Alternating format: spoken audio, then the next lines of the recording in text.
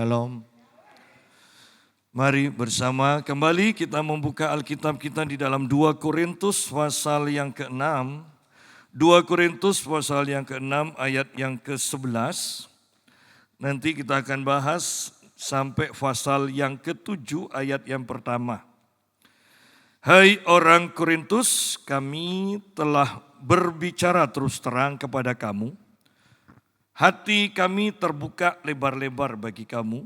Dan bagi kamu ada tempat yang luas dalam hati kami. Tetapi bagi kami hanya tersedia tempat yang sempit di dalam hati kamu. Maka sekarang supaya timbal balik aku berkata seperti kepada anak-anakku. Bukalah hati kamu selebar-lebarnya. Janganlah kamu merupakan pasangan yang tidak seimbang dengan orang-orang yang tak percaya.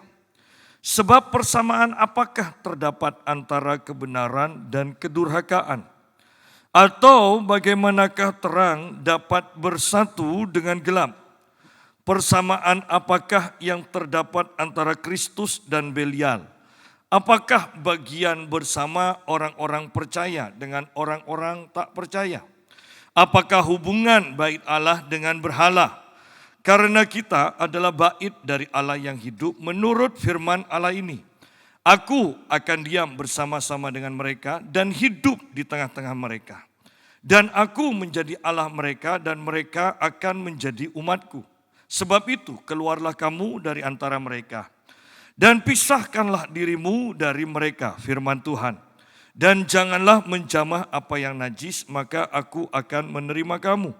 Dan aku akan menjadi bapamu dan kamu akan menjadi anak-anakku laki-laki dan anak-anakku perempuan. Demikianlah firman Tuhan yang maha kuasa. Pasal yang ke-7 ayat pertama kita baca nanti. Paulus mengatakan di ayat yang ke-13, maka sekarang supaya timbal balik. Kalau dahulu hanya Paulus yang belajar untuk mengerti akan jemaat di Korintus. Tetapi sekarang Paulus katakan sekarang buka hatimu lebar-lebar. Ya, aku berkata seperti kepada anak-anakku, bukalah hati kamu selebar-lebarnya. Ya. Artinya bahwa Paulus meminta perhatian kepada jemaat di Korintus. Dan ini yang ditekankan, bukalah hati kamu selebar-lebarnya. Untuk apa? Untuk ini loh, pembahasan ini loh. Ya, untuk pembahasan ini. Janganlah kamu merupakan pasangan yang tidak seimbang dengan orang-orang yang tak percaya. Bahwa secara khusus ayat ini berbicara tentang pasangan hidup. Tetapi secara umum ini juga berbicara tentang pergaulan kita dalam kehidupan ini. Alkitab mengatakan di dalam 1 Korintus pasal 15, ya, mengatakan bahwa pergaulan yang buruk merusakkan kebiasaan yang baik. Oleh karena itu, Paulus di sini mengatakan, janganlah kamu merupakan pasangan yang tidak seimbang dengan orang-orang yang tak percaya. Ya. Boleh punya kenalan dan berhubungan dengan orang yang tidak percaya boleh. Tetapi jangan habiskan waktu dengan orang-orang yang seperti itu. Sampai dalam taraf bahwa kebiasaan-kebiasaan mereka itu kita adopsi. Ya. Dan kita menjadi sama dengan mereka. Paulus mengatakan di sini, bukalah hati kamu selebar-lebarnya. Aku mohon perhatian lebih khusus untuk hal ini. Ya. Bahasa yang mudah dimengerti seperti itu. Ya. Bukalah hati kamu selebar-lebarnya, aku mohon perhatian khusus untuk hal yang ini. Janganlah kamu merupakan pasangan yang tidak seimbang dengan orang-orang yang tak percaya. Ya. Di sini kemudian dikatakan alasan-alasannya, sebab persamaan apakah terdapat antara kebenaran dan kedurhakaan. Ini berbicara tindakan.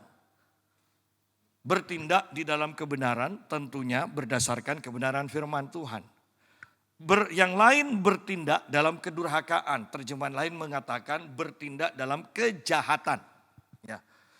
Persamaan apakah terdapat antara kebenaran dan kejahatan? Terjemahan lain mengatakan seperti itu.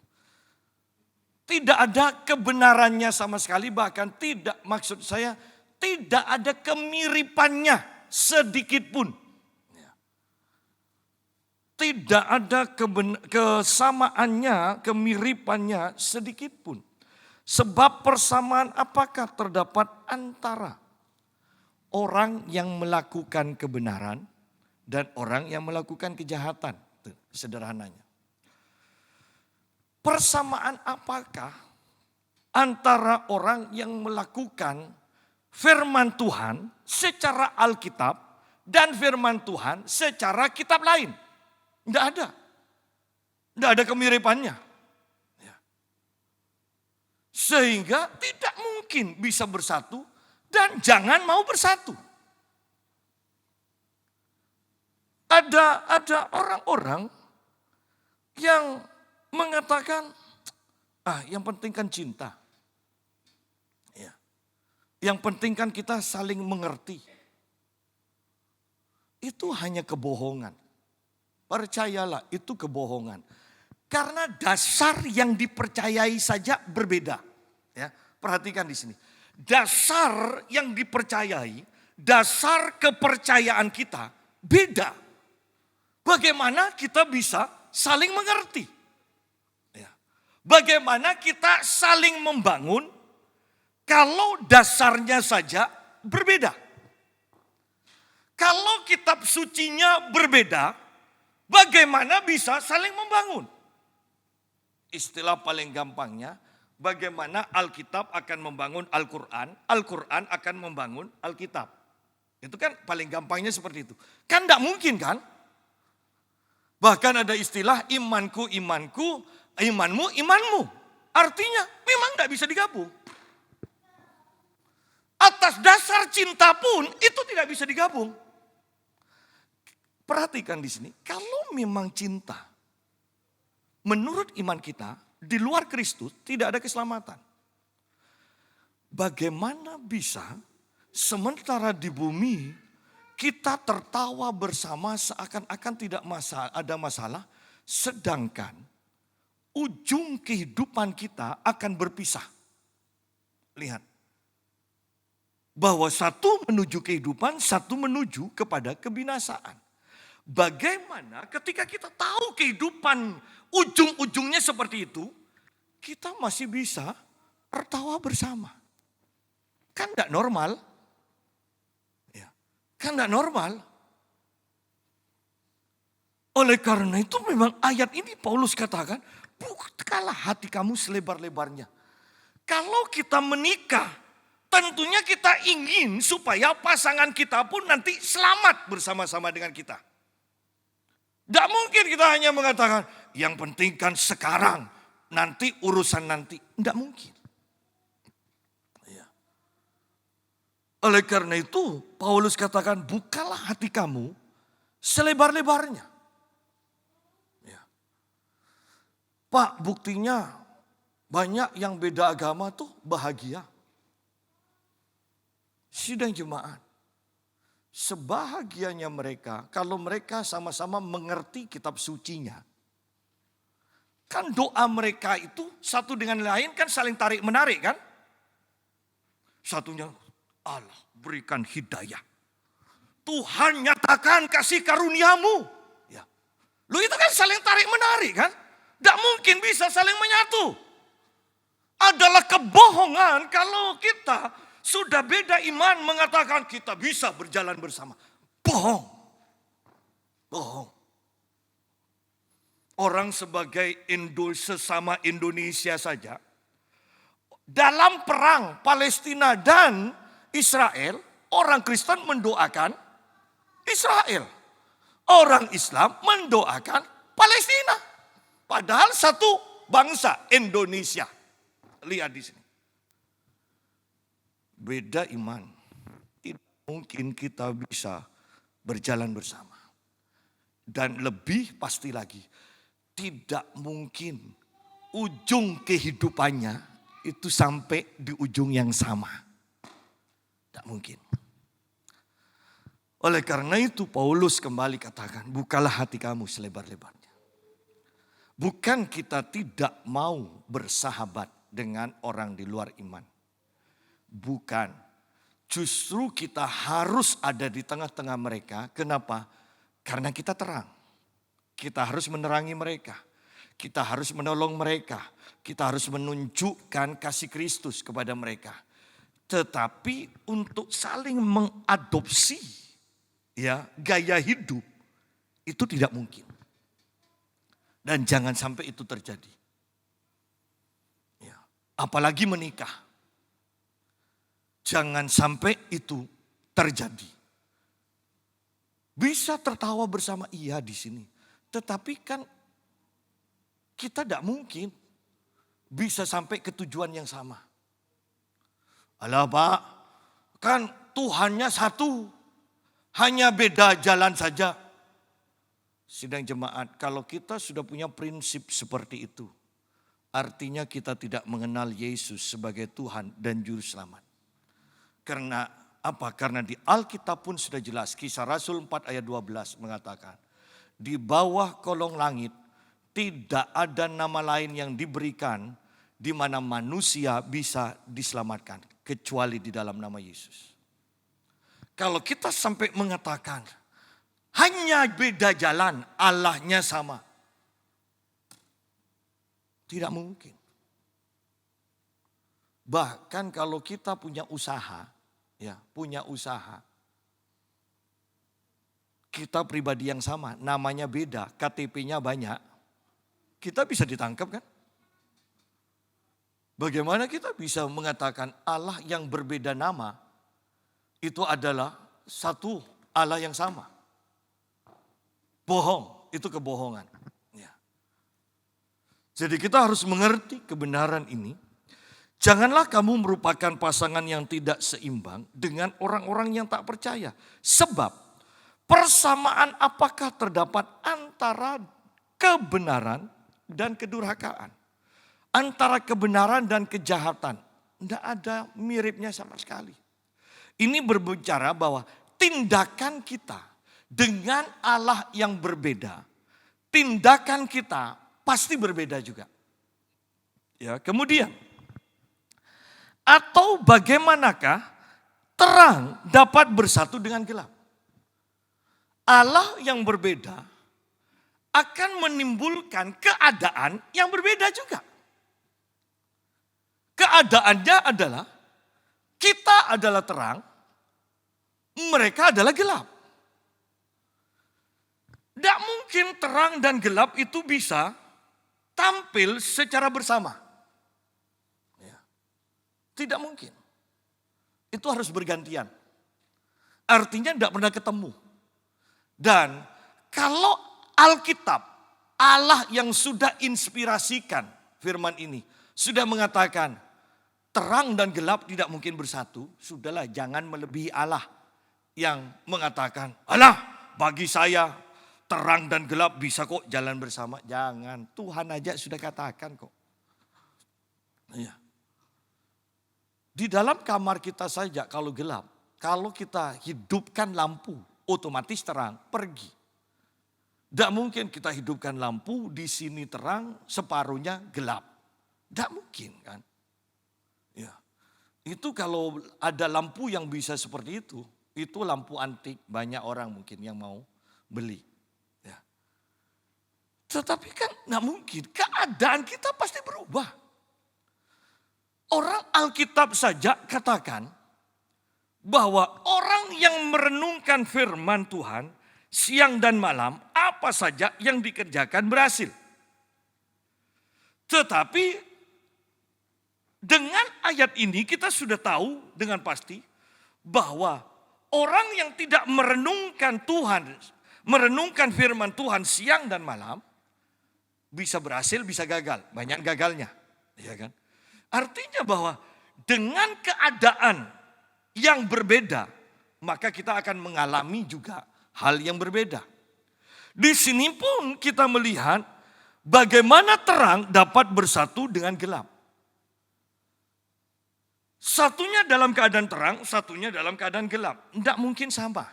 Satunya dalam keadaan diberkati, yang satunya dalam keadaan dikutuk. Kan tidak mungkin orang diberkati nasibnya bisa sama dengan orang yang ada di dalam kutuk. Tidak mungkin.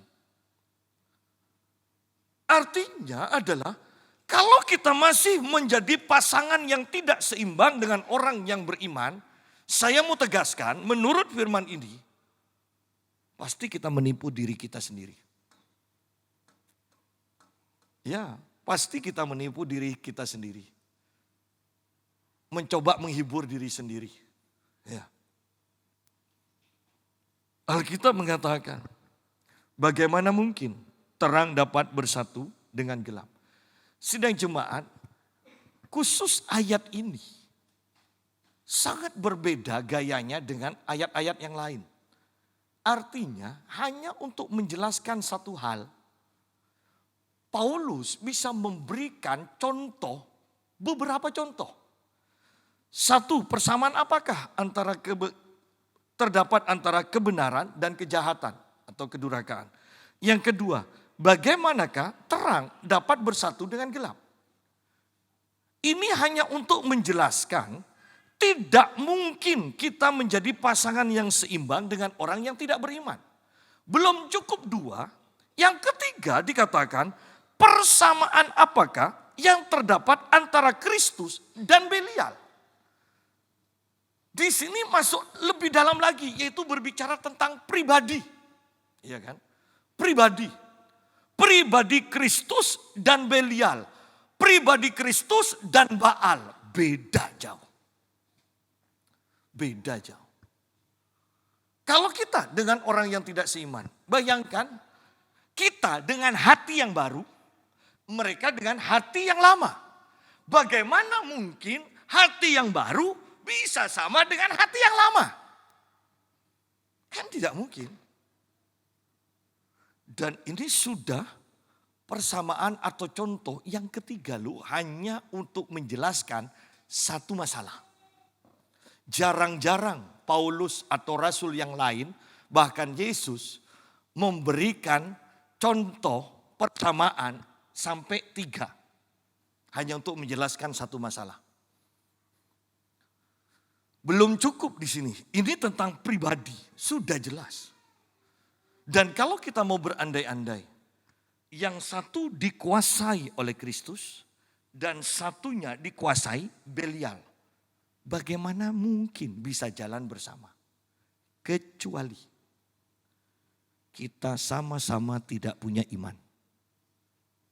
Sekalipun kita Kristen. Sekalipun kita beragama Kristen. Belum tentu kita beriman, ya kan? Sesama Kristen saja, iman kita kalau kita tidak bertumbuh bersama bisa beda kok.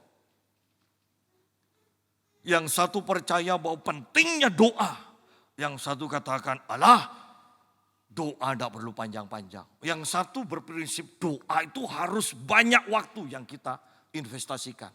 Yang lain menganggap alah sebelum kita ngomong aja Tuhan sudah ngerti. Tidak perlu doa panjang-panjang, tidak perlu lama-lama. Sudah beda loh. Padahal sesama Kristen.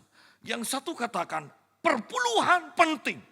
Yang lain mengatakan tidak perlu perpuluhan. Lihat, sesama Kristen saja bisa beda imannya. Ya kan? Sesama Kristen bisa beda imannya. Apalagi sudah Kristen dan yang lain. Pastilah jelas beda. Sesama Kristen aja bisa beda. Apalagi sudah berbeda kitab suci. Ya. Kemudian yang jelas di sini bagaimana mau dicari kesamaannya itu di mana antara Kristus dan Belial. Padahal kalau kita beriman dikatakan di dalam kitab Efesus, oleh imanmu Yesus tinggal di dalam hatimu. Nah, bagaimana kalau ayat ini kemudian tertulis? Oleh imanmu kepada pasangan kita yang tidak percaya. Oleh imanmu Belial tinggal di dalam hatimu. Loh kok bisa berjalan bersama? Tukar pikiran. Loh, berarti kan tukar pikirannya. Kristus tukar pikiran sama Belial. Belial tukar pikiran dengan Kristus. Tidak mungkin. Kalau ini kita paksa terjadi, artinya saya katakan tanda kutip paksa terjadi, kita membohongi diri kita sendiri. Kita menipu diri kita sendiri. Terang harus jelas bahwa kita adalah terang. Kalau gelap harus terang, harus jelas bahwa kita adalah gelap. Harus. Ya. Banyak orang menikah. Banyak orang menikah. Berpikir, alah yang penting cinta. Oh, tidak cukup.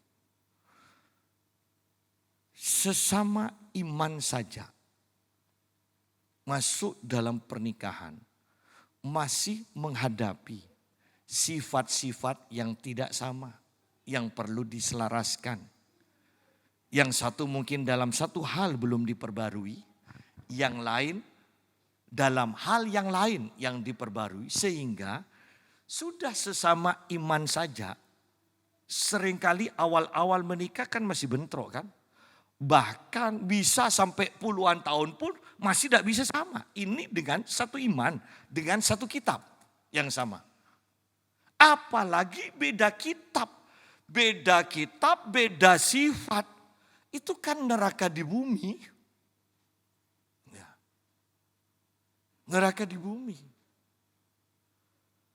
Baiklah, kemudian kita katakan, alah kan pasti ada penyelesaiannya. Yang satu kalau ada cekcok nanti minta pendapat ke pendeta. Yang satunya lagi minta pendapat ke biksu atau kepada kiai. Loh, kan tidak nyambung.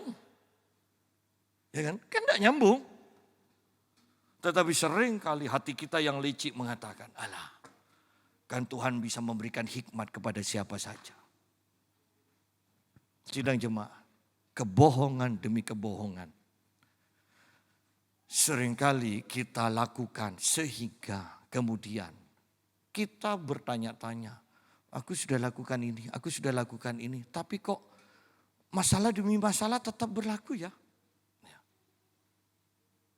Sidang jemaah, padahal dari awal memang kita tidak benar. Dari masalah iman ini. Nah, kemudian pribadi yang berbeda, Kristus dan Belial. Kemudian di sini dikatakan lagi yang keempat, apakah bagian bersama orang-orang percaya dengan orang-orang yang tak percaya? Bagiannya tidak ada kesamaannya. Satu diberkati, satu dikutuk. Satu akan ke neraka, satu akan ke surga. Bagiannya itu tidak ada kesamaannya. Bagaimana kita bisa mengatakan semuanya baik-baik saja bertahun-tahun. Sedangkan bagiannya tidak ada yang sama. Anda lihat. Ini sudah sampai yang keempat. Hanya untuk menjelaskan satu hal. Paulus memberikan contoh sampai 4. Itu kan luar biasa. Padahal Alkitab dengan jelas mengatakan satu perkara dengan 2 saksi saja. Itu sudah sah. Ini 4. Artinya bahwa orang Korintus untuk masalah pasangan ini dablek. Ya. Karena bahkan di dalam Korintus ini Paulus katakan, apa yang mau dibanggakan? Orang di antaramu ada yang terlibat percabulan sedemikian rupa. Bahwa seorang anak bisa bersetubuh dengan ibu tirinya. Ya kan? Apa yang mau dibanggakan? Artinya untuk hal ini jemaat Korintus itu dablek. Keras kepala. Sehingga Paulus katakan khusus hal ini bukalah hati kamu selebar-lebarnya. Dikatakan. Sudah dibuka selebar-lebarnya. Paulus tidak berbicara dengan sederhana, dengan pendek. Satu kali dijelaskan. Kalau istilahnya sekarang. Khusus hal ini Paulus cerewet. Ya. Di dalam suratan Petrus. Dikatakan Petrus sampai mengatakan begini. Tentang kasih karunia. Sampai 3 kali Rasul Petrus ulangi. Kenapa? Karena hal itu penting bagi Rasul Petrus. Diulang sampai 3 kali. Sebelum aku mati, Petrus katakan, aku akan mengulang lagi, aku akan mengulang lagi. Karena itu penting. Istilah gampangnya bagi kita sekarang. Latuah cereme. Ya. Tetapi bagi orang tua, dia tahu ini penting, harus diulang, harus diulang, harus diulang. Bagi anak muda, ngomong itu tidak usah diulang, cukup 1 kali. Tetapi bagi orang tua ini penting, jangan sampai dilupakan, makanya diulang terus. Supaya itu tertanam sungguh-sungguh di dalam hati. Apakah bagian bersama? Loh, kita ini kan sudah anggaplah puluhan tahun bersama. Tetapi kok bagiannya?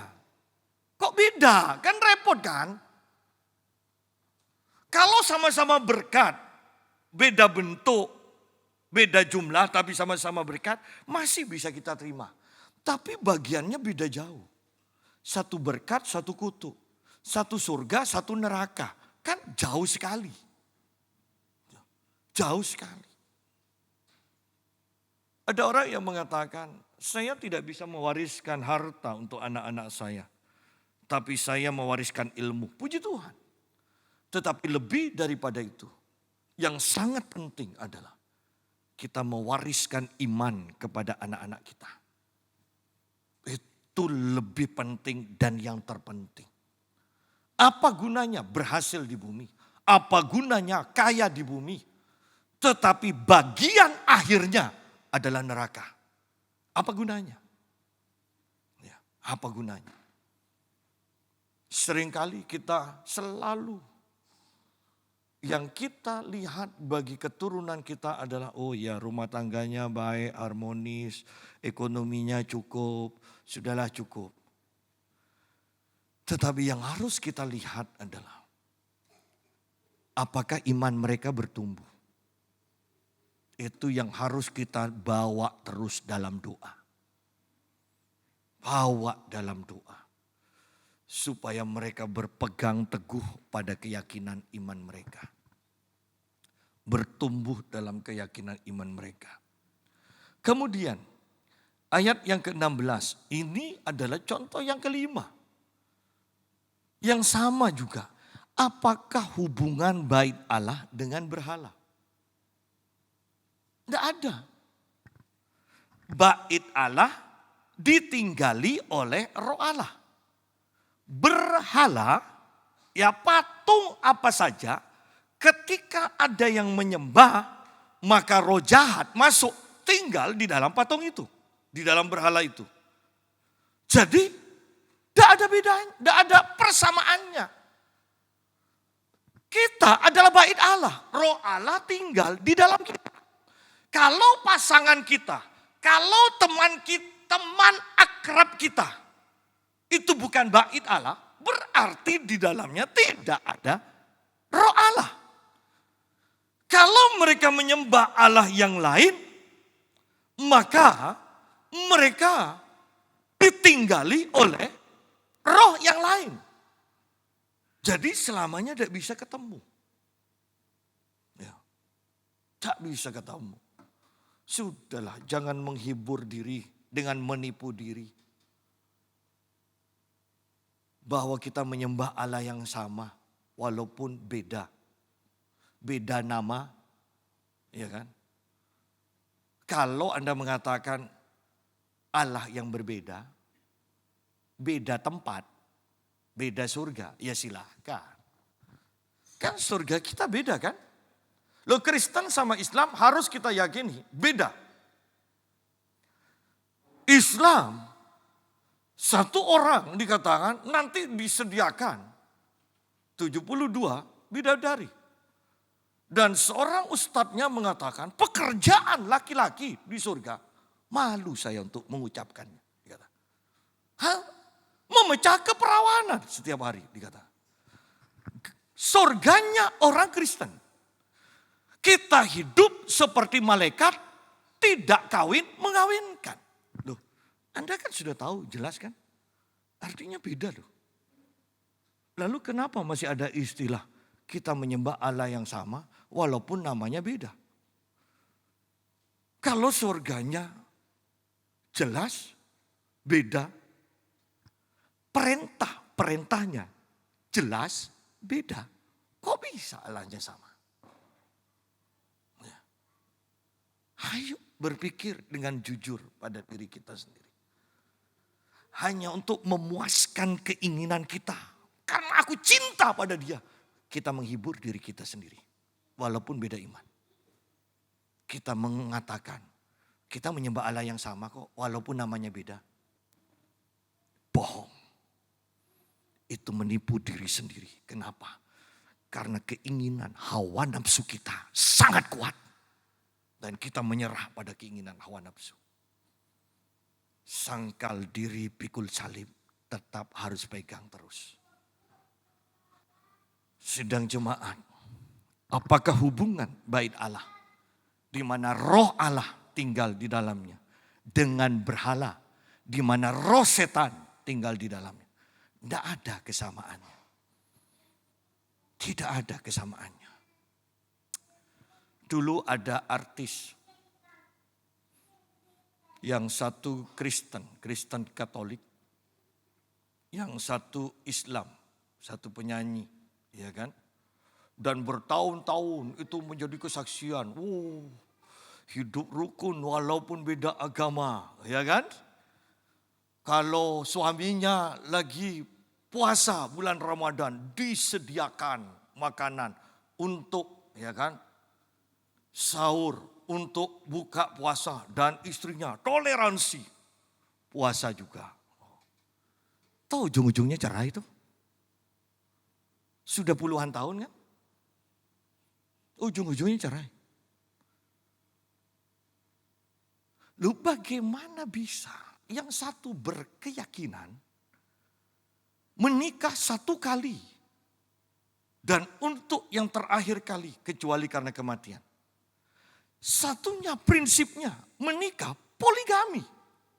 Loh, dengan prinsip yang seperti itu, bagaimana bisa berjalan bersama dan seterusnya? Tahu ujung-ujungnya cerai itu pada akhirnya. Sudah puluhan tahun anak-anaknya 2 jadi artis besar-besar juga. Sudah besar-besar, sudah menikah. Tahu akhirnya cerai. Sidang jemaat, saya mau menekankan. Kalau mau jujur, banyak orang itu hidup dengan menipu dirinya sendiri, menghibur dirinya sendiri. Bahwa semuanya baik-baik saja. Oh tidak. Ini saya katakan, ini ayat yang aneh. Hanya untuk menekankan satu hal, Paulus memberikan 5 contoh. Bahkan dari awal dia sudah katakan, bukalah hati kamu selebar-lebarnya. Paulus katakan begini, di awal ayat 11. Hai orang Kristus, kami telah berbicara terus terang kepada kamu. Hati kami terbuka lebar-lebar bagi kamu dan bagi kamu ada tempat yang luas dalam hati kami. Tetapi bagi kami hanya tersedia tempat yang sempit di dalam hati kamu. Sederhananya 3 ayat ini mau katakan begini. Kalau dulu aku belajar memaklumi, untuk hal-hal yang lain aku belajar memaklumi. Sudahlah terserah kamu untuk masalah yang lain. Tetapi khusus hal yang ini, dengarkan aku baik-baik. Dengarkan aku baik-baik. Iya. Nah, apakah hubungan bait Allah dengan berhala? Dan kemudian kita dikatakan, karena kita adalah bait dari Allah yang hidup, menurut firman Allah ini, aku akan diam bersama-sama dengan mereka, dan hidup di tengah-tengah mereka, dan aku akan menjadi Allah mereka, dan mereka akan menjadi umatku. Kita adalah umat Allah, dan bukti bahwa kita adalah umat Allah, Allah beserta kita. Allah tinggal di dalam kita. bahwa hanya kekristenan yang mengajarkan Allah tinggal di dalam kita. Agama lain mengajarkan Allah tinggal di surga. Allah tinggal di surga. Ada agama lain lagi yang mengejar dengan berbagai cara penyatuan kita dengan Allah. Berarti belum tercapai. Iya kan? Nanti pada akhirnya mereka akan sampai dalam istilahnya kalau perdukunan rogo sukmo, bahwa mereka itu akhirnya akan lenyap. Ya, lenyap. Dan itu dikatakan menyatu dengan alam semesta. Ya. Mereka mengejar itu. Tetapi kita dari awal kita beriman, percaya Yesus sebagai Tuhan dan Juru Selamat, tanpa usaha kita Allah dari sorga datang tinggal di dalam hati kita.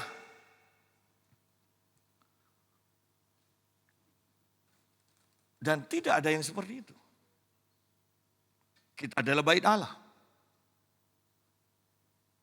Bagaimana mungkin Allah di dalam kita, kita paksa untuk mengerti pasangan kita yang pemikirannya berbeda dengan pikiran Kristus, yang tindakannya berbeda dengan tindakan Kristus. Bagaimana mungkin Allah di dalam kita dipaksa untuk mengerti? Kan tidak mungkin. Anda ingat ketika tabut perjanjian direbut oleh bangsa Filistin, dan kemudian tabut perjanjian ini diletakkan di dalam kuil mereka berdampingan dengan patung atau berhala Dagon. Dan hanya dalam waktu semalam Dagon jatuh. Artinya bahwa Allah di dalam tabut perjanjian tidak bisa berjejer bersama. Salah satunya harus kalah. Salah satunya harus disingkirkan. Itulah kebenarannya. Itulah kebenarannya. Dagon jatuh dan kepalanya putus. Mau diberdirikan lagi pun besoknya jatuh lagi. Ya. Harus diikat mungkin kalau menurut pemikiran kita. Ikat supaya tidak jatuh lagi. Tetap jatuh. Anda mau mempunyai pengertian mau disamakan. Kalau memang sudah dasarnya beda. Anda bisa bayangkan sebuah bangunan. Dasarnya kita beri dasar ya lingkaran, dan Anda paksa untuk bangun kotak. Itu kan hanya masalah waktu kan? Pasti runtuh kan? Karena dasarnya memang beda. Nah, kehidupan kekristenan, kehidupan banyak orang mau memaksakan dasarnya lingkaran, bangunnya kotak. Hanya masalah waktu, pasti hancur. Pasti hancur. Pasti hancur. Ya.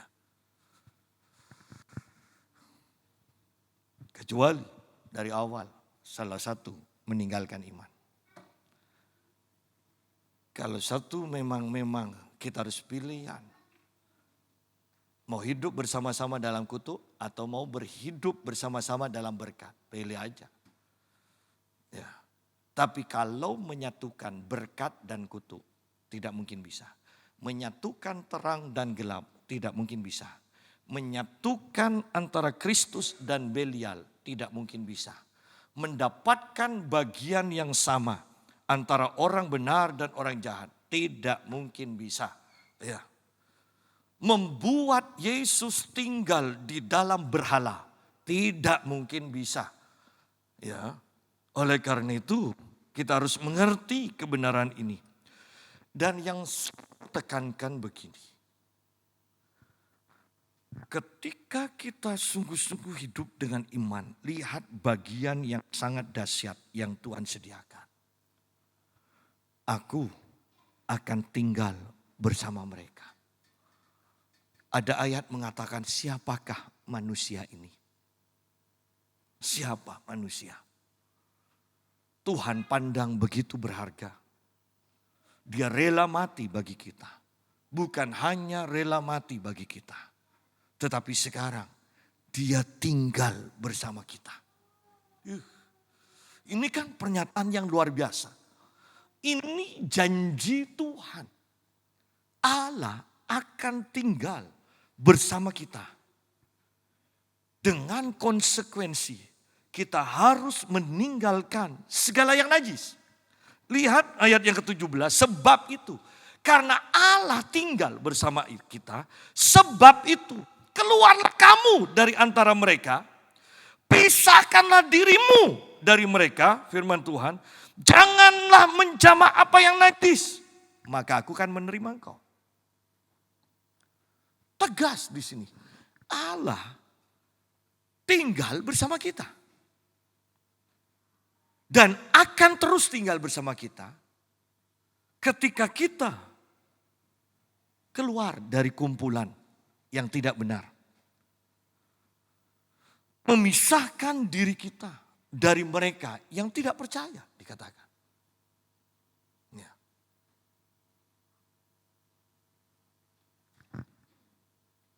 Janganlah menjamah apa yang najis.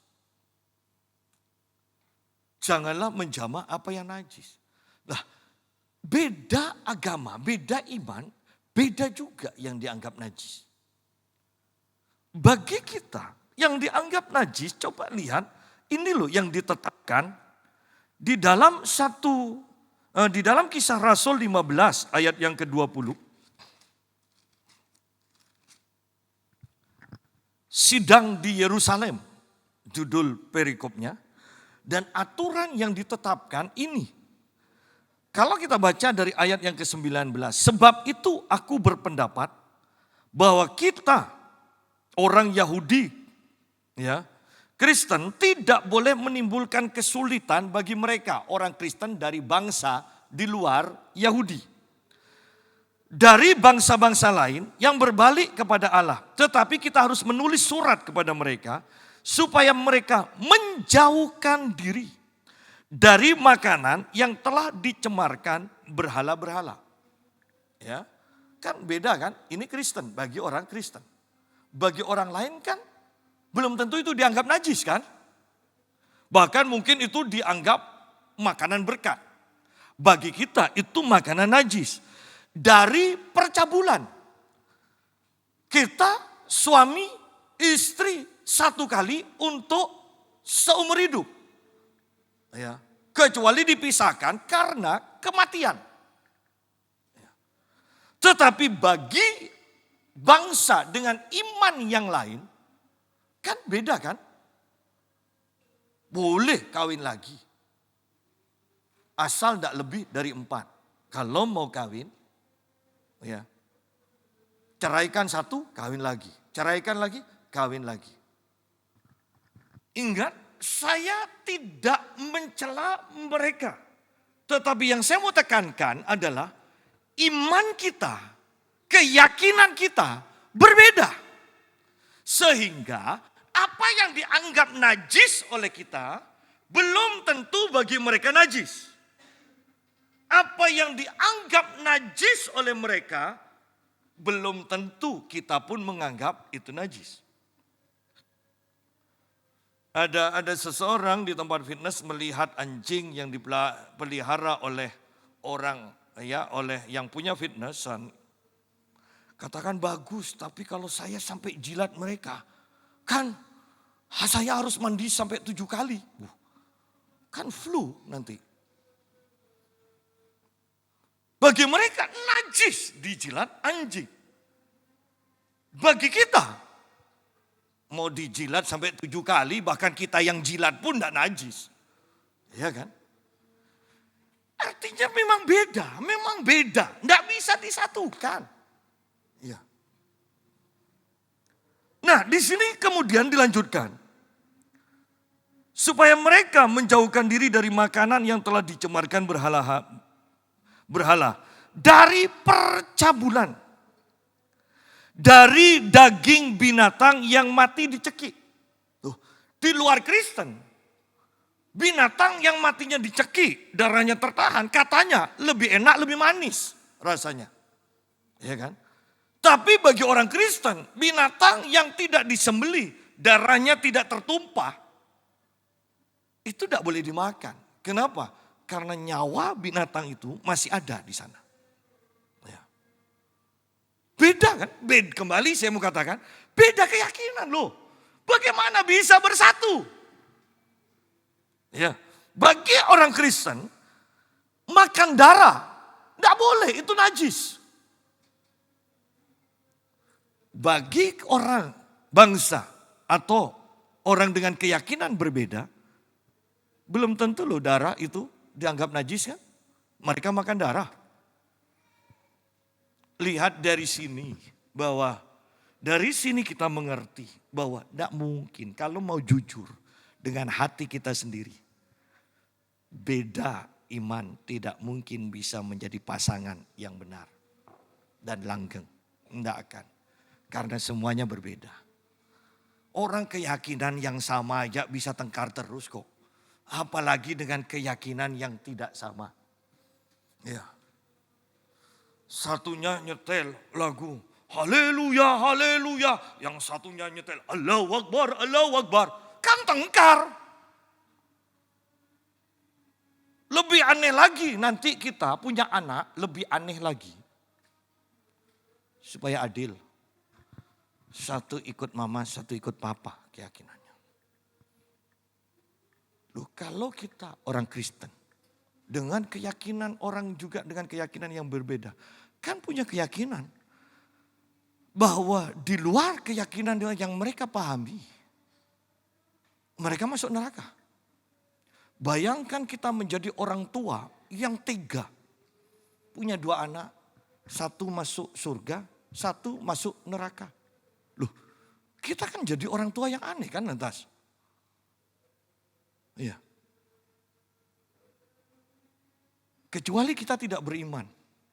Semua agama baik. Itu orang yang tidak beriman. Saya mau tekankan. Yang mengatakan semua agama baik, itu orang tidak beriman. Karena kalau mau jujur, mau Kristen, mau Islam, mereka tetap mengatakan, kalau tidak masuk agamaku, tidak akan masuk surga. Tetapi demi kebangsaan kan, kita menghargai mereka beribadah bersama. Beribadah menurut keyakinan masing-masing. Kita menghargai loh. Saya tidak akan pernah mengatakan semua agama baik. Agamamu baik menurut engkau, tetapi agamaku baik menurutku. Saya tidak akan mengatakan semua agama baik. Pak, tapi kan harus semua agama kan baik. Oh tidak. Teroris bagi Kristen tidak baik. Bagi agama lain mungkin teroris dianggap baik loh. Ya. Itu pun satu agama kadang pemikirannya beda kembali. Ya. Jadi lihat yang dianggap najis pun keyakinan yang satu dengan yang lain itu berbeda. Bagaimana mungkin kita bisa menjadi pasangan yang bersatu dalam satu rumah? Ya. Kecuali kita menipu, membohongi diri kita sendiri.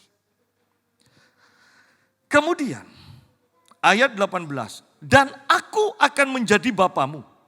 Dan kamu akan menjadi anak-anakku laki-laki dan anak-anakku perempuan.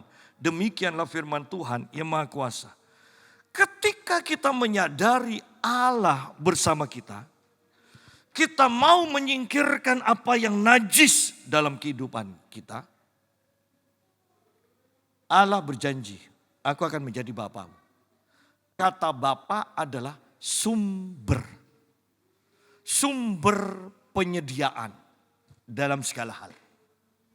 Itu arti bapa. Bapa artinya sumber. Sumber penyediaan dalam segala hal. Bahwanya ketika kita menyadari Tuhan beserta kita, kita mau menguduskan diri, menyingkirkan hal-hal yang najis, baru Allah sendiri yang beserta kita mengatakan, sekarang aku akan menjadi bapamu, engkau akan menjadi anakku. Bukan lagi umat dan Allah, ya. Umat dan Allah itu hanya berbicara umat menyembah, Allah menerima penyembahan. Sekarang aku menjadi bapakmu, itu beda. Aku yang bertanggung jawab atas hidupmu sekarang. Aku akan menyediakan segala kebutuhanmu. Kita lihat sebentar sekilas, ya. Daniel pasal yang pertama. Daniel dibawa ke Babel. Dia ada dalam penguasaan, dalam kekuasaan Raja Babel, bangsa Babel. Nah, dalam keadaan seperti itu, ayat yang ke-8 perhatikan. Daniel berketetapan untuk tidak menajiskan dirinya. Ya. Dengan cepat, saya tidak akan bahas panjang lebar, dengan santapan raja dan dengan anggur yang biasa diminum raja, dimintanyalah kepada pemimpin pegawai istana itu supaya ia tidak usah menajiskan dirinya. Daniel berketetapan untuk tidak menajiskan dirinya. Ayat yang ke-8, hasilnya Allah mengaruniakan kepada Daniel kasih dan sayang dari pemimpin pegawai istana itu. Sederhananya, Daniel berketetapan untuk tidak menajiskan diri, maka Allah mengaruniakan kepada Daniel kasih dan sayang. Ayat yang ke-15, setelah lewat 10 hari, ternyata perawakan mereka lebih baik dan mereka kelihatan lebih gemuk daripada semua orang muda yang menajiskan diri. Ya kan? Kemudian ayat yang ke-17, kepada keempat orang muda itu, di antaranya Daniel, Allah memberikan pengetahuan dan kepandaian tentang berbagai-bagai tulisan dan hikmat. Sedang Daniel juga selain kepandaian dan pengetahuan itu, sedang Daniel juga mempunyai pengertian tentang berbagai-bagai penglihatan dan mimpi. Ini loh, ketika Daniel berketetapan untuk tidak menajiskan diri, Allah mengaruniakan kasih dan sayang. Allah memberikan kesehatan bagi tubuh Daniel. Allah memberikan pengetahuan, kepandaian, hikmat, dan juga penglihatan dan mimpi. Ayat 19. Ayat 19 dikatakan, Raja bercakap-cakap dengan mereka. Loh, bukankah ini adalah imbalan, kasih, karunia? Raja bercakap-cakap dengan Daniel. Kalau zaman sekarang, kita akan foto sebanyak mungkin kenang-kenangan itu. Itu adalah satu penghargaan kan? Berbicara dengan raja, raja berbicara dengan kita. Kemudian dikatakan lebih daripada itu. Ayat yang ke-20, dalam tiap-tiap hal yang memerlukan kebijaksanaan dan pengertian, yang ditanyakan raja kepada mereka didapatinya bahwa mereka 10 kali lebih cerdas daripada semua orang berilmu dan semua ahli jampi di seluruh kerajaan. 10 kali lebih cerdas. Akibat apa? Akibat Daniel menetapkan diri untuk tidak menajiskan diri. Allah beserta kita. Ketika kita menyadari Allah menyertai kita, kita berketetapan untuk tidak menajiskan diri, maka kemudian Allah mengatakan, aku bukan sekedar Allah bagimu, sekarang aku akan menjadi bapamu. Engkau menjadi anak-anakku. Aku bertanggung jawab untuk menyediakan segala kebutuhan. Bisakah kita untuk menetapkan diri, tidak menajiskan diri? Lihat Daniel. Kemudian kembali pada pembahasan kita, satu ayat ini. Pasal yang ke-7. Pasal yang ke-7 ayat yang pertama. Saudara-saudaraku yang kekasih. Karena kita sekarang memiliki janji-janji itu. Janji apa? Janji bahwa Tuhan akan menyertai kita. Janji bahwa Tuhan bukan sekedar menjadi Allah, tetapi sekarang menjadi Bapa yang akan menyediakan. Saudara-saudaraku yang kekasih, karena kita sekarang memiliki janji-janji itu, bahwa Allah akan menjadi Bapa bagi kita yang akan menyediakan segala kebutuhan kita, marilah kita menyucikan diri kita. Daniel menetapkan dirinya tidak menajiskan diri.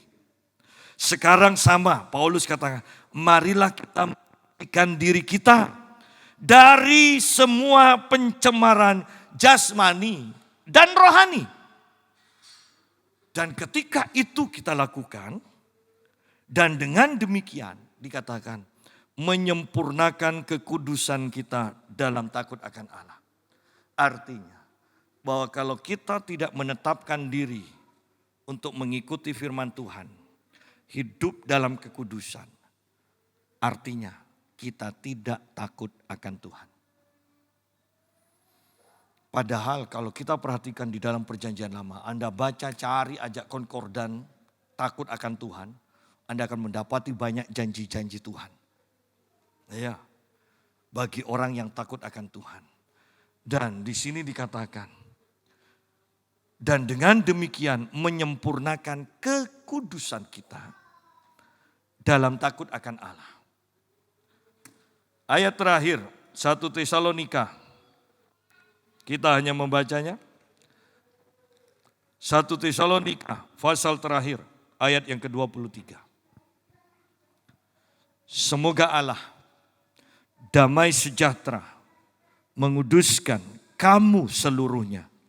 Dan semoga roh, jiwa, dan tubuhmu terpelihara sempurna dengan tak bercacat pada kedatangan Yesus Kristus Tuhan kita. Lihat di sini bahwa Allah tidak menginginkan kita ada cacat sedikit pun, baik dalam roh, jiwa, dan tubuh, baik dalam hati, dalam pikiran, maupun dalam tindakan yang dimanifestasikan oleh tubuh. Sempurna, baru kita layak untuk menyambut kedatangan Tuhan yang kedua kalinya. Sekarang ingat perkataan Yesus. Dengan perjamuan kudus ini, biarlah ini menjadi peringatan bagi kita bahwa hidup kita sudah dibeli. Harganya sudah lunas dibayar. Dan kita bertanggung jawab untuk hidup bagi kebenaran secara sempurna. Tuhan menyertai kita dan memberkati kita. Mari kita persiapkan diri kita